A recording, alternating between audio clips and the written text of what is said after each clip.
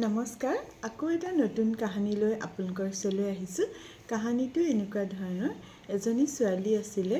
ছোৱালীজনীয়ে এখন জুনিয়ৰ কলেজত পঢ়াইছিলে। দৰমহা অলপ কম আছিলে কাৰণে তেওঁ কেইটামান ঘৰুৱা টিউশ্যনো লৈছিলে। এই ঠিকে চলি আছিলে। এদিন এটা অনলাইনত তেওঁ এড পালে যে এটা ডাঙৰ শিক্ষা প্ৰতিষ্ঠানৰ ফালৰ পৰা যে এজন টিচাৰ লাগে। তেওঁ সেই তাত এপ্লাই কৰিলে। এপ্লাই কৰাৰ দুদিনৰ পিছতে তেওঁলৈ ফোন কল আহিলে যে আপুনি চিলেকশ্যন হৈছে, গতিকে ট্ৰেইনিং কৰিব লাগিব। সেইমতে তেওঁলোকে ক'লে যে আপুনি 1200 টকা এটা আমাক ভৰাই দিব লাগিব। তাই সঁচাকৈ 1200 টকা এটা ভৰাই দিলে। ভৰাই দিয়াৰ পিছত ট্ৰেইনিং হওঁতে ট্ৰেইনিং হোৱাৰ পিছদিনা আকৌ ফোন কৰিলে যে 1200 টকাটো আপোনাক আমি ঘূৰাই দিম বুলি ভাবিছোঁ, আপুনি 2600 টকা এটা আপুনি ভৰাই দিয়ক। তেওঁমতে আকৌ 2600 টকা তেওঁ ভৰাই দিলে, আকৌ 1200 টকা তেওঁলোকেও ঘূৰাই দিলে।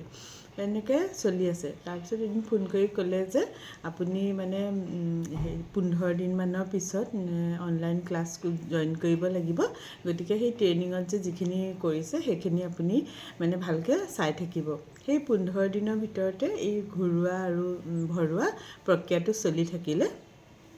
সেই প্ৰক্ৰিয়াটো চলি তাই 85,000 টকা দিলেগৈ লাষ্টত। তাৰপিছত 85,000 টকা দিয়াৰ পিছত আকৌ 10,000 টকা খোজাত তাই সেই ঘৰুৱা টিউশ্যন কৰিবলৈ যায় যে বাইদেউজনীৰ লগত আলোচনা কৰিলে যে বাইদেউ এনেকৈ আকৌ 10,000 খুজিছে, আৰু যদি 10,000টো ভৰাই নিদিয়ে তেতিয়াহ'লে সেই 85,000 টকাটো তেওঁলোকে নিদিয়ে।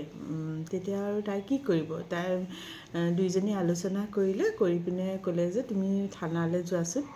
তেওঁ সেইমতে থানালৈ গ'ল। থানাতো তাই ভাল ফল নাপালে। সেইটো চবেই জানে যে অনলাইনত কিবা এটা লোকৰ একাউণ্টত পইচাটো ভৰাৰ পিছততো কেতিয়াও নাপায় অচিনাকি এজনৰ পৰা। তেতিয়া তেওঁলোকে সেইবুলি ক'লে। তাৰপিছত আকৌ সেই জিলাৰে SP লৈও তেওঁ ফোন কৰিলে। SP জনেও ধুনীয়াকৈ বুজালে যে এনেকৈ চাইবাৰ ক্ৰাইমত কেছটো দিব লাগিব। তাই আল্টিমেটলি তাই ক'ৰ পৰা ইমান ভাল একো ফল নাপালে। তেনেকৈ টিউশ্যন কৰিবলৈ সেই বাইদেউজনীৰ ওচৰলৈ আকৌ গ'ল। যাওঁতে সেইদিনা আকৌ বাইদেউজনীৰ হাজবেণ্ড আহি আছিলে। তেতিয়া বাইদেউজনীয়ে হাজবেণ্ডক ক'লে যে ছোৱালীজনী এনেকৈ বহুত বিপদত পৰিছে, কিবা এটা আমি কৰিব পাৰিম নেকি? তেওঁ ক'লে যে তেওঁ কোনটো বেংকৰ পৰা পইচাটো পঠিয়াইছিলে। তেতিয়া ক'লে যে SBI। তেতিয়া তেওঁ মোবাইলৰ পৰা SBI এটা নম্বৰ উলিয়ালে আৰু সেই নম্বৰটোত তাইক কমপ্লেইন এটা দিবলৈ ক'লে। কমপ্লেইনটো দিয়াৰ পিছতে তেওঁলোকে ক'লে যে ঘৰুৱা ব্ৰাঞ্চত গৈ কিছুমান ডকুমেণ্ট তেওঁৰ ভাগৰ দিবলৈ ক'লে আৰু একাউণ্টটো হোল্ড কৰি দিম বুলি ক'লে। তাই সেইমতে দিলেগৈ আৰু একাউণ্টটো হ'ল আৰু 3 মাহৰ ভিতৰত তাইৰ পইচাটো সোমাই যাব বুলি তেওঁলোকে ক'লে।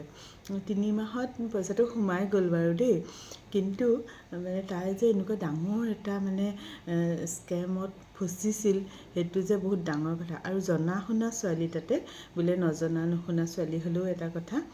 সেই আমি এই ইণ্টাৰনেট বস্তুটোত আমি ইমানেই সোমাই যাওঁ, ইমানেই বিশ্বাস কৰোঁ আৰু সঁচাকৈ কিবা এটা পাবলৈ আমি এইবিলাক কৰোঁ যে তেওঁ যেনেকৈ চাকৰি এটা হওক বুলি আৰু এটা বেলেগ এটা ইনকাম আহক বুলি সেইটো কৰিছিলে। আমি সদায় বহুত চিন্তা কৰি কাম কৰিব লাগে।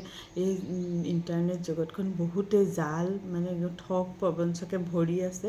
সেইকাৰণে সদায় চাই চিতি চালি জাৰি নিজৰ সাঁচতীয়া ধনকেইটা যাতে বেলেগে ল'ব নোৱাৰে, সেইটো সদায় খেয়াল ৰাখিব লাগে।